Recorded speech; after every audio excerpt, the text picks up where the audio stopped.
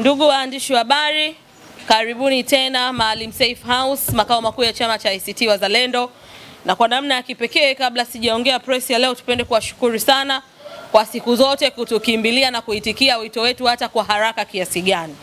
Tumeliona hilo jana, mmekuja hapa kipindi tunampokea mpambanaji mwenzetu Mama Kaboyoka, lakini bado haitoshi. Leo tumewaita pia, tuna jambo la kuwaeleza, mmekuja kwa wingi na tunashukuru sana.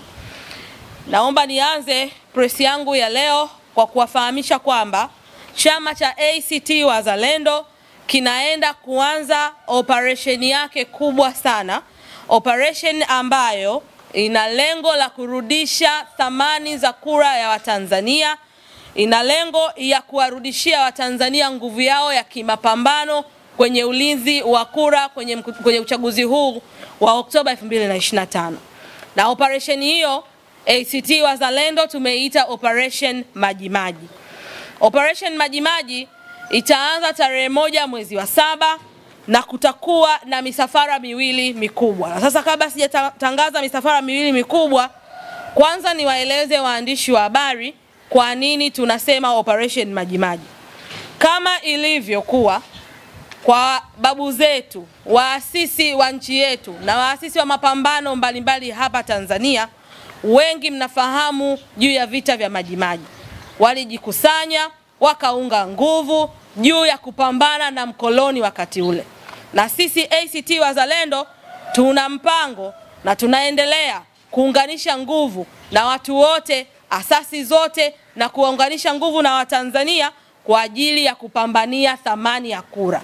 Na operation hii tunaiita kwa ukubwa Operation Majimaji Oktoba Linda Kura.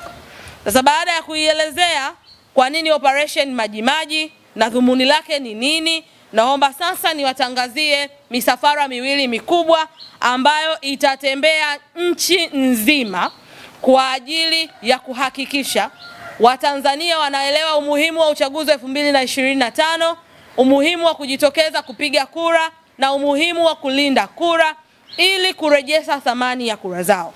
Safari wa kwanza utaongozwa na kiongozi wa chama ndugu Dorothy Mankasemu, ambaye ataongozana na makamu mwenyekiti bara ndugu Isihaka Rashidi Mchinjita. Msafara huo wa kiongozi wa chama ndugu Dorothy na makamu mwenyekiti ndugu Isihaka Mchinjita utakuwa pamoja pia na naibu katibu wa habari, uenezi na mahusiano na umma Shangwe Ayo. Utakuwa na mwenyekiti wa ngome ya vijana taifa ndugu Abdul Omar Nondo.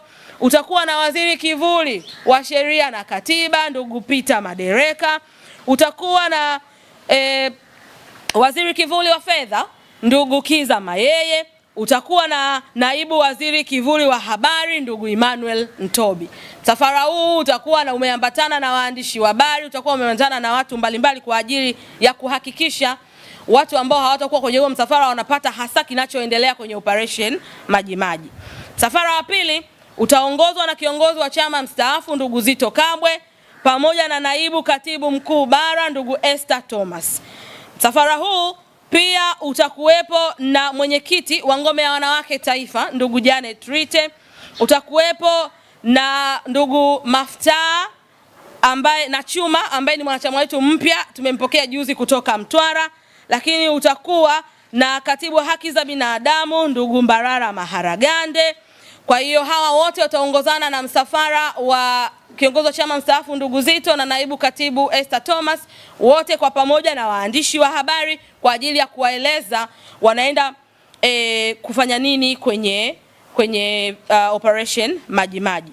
Lazima tufahamu kwamba tupo kwenye kipindi cha mapambano. Na kwa sababu tumefanya maamuzi ya kupambana tukiwa tunashiriki na tunashiriki tukiwa tunapambana, operation hii Majimaji itakwenda kuwaeleza Watanzania kwa vituo, kwa vikao vya ndani na mikutano mikubwa ya hadhara kwa nini tukalinde kura na kwa nini thamani yao ya kura ni lazima irudishwe. Baada ya kusema hayo, naomba niwashukuru sana waandishi wa habari, na kama kuna mtu ana maswali juu ya hii ziara niwakaribisha. Asante sana. Asante. Operation hii itaenda kama ndio tangaza nchi nzima.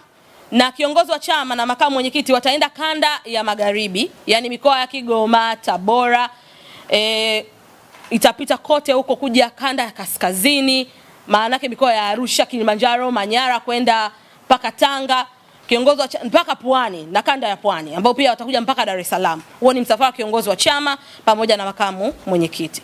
Msafara wa kiongozi wa chama mstaafu Zitto Kabwe na naibu katibu mkuu Esther Thomas, wao utaanza kwenye ukanda wa kusini, yani mkoa wetu wa kichama Selu, utapita mikoa ya Lindi, utapita itaenda pia nyanda za juu kusini, yani mikoa ya Mbeya, Katavi, Sumbawanga.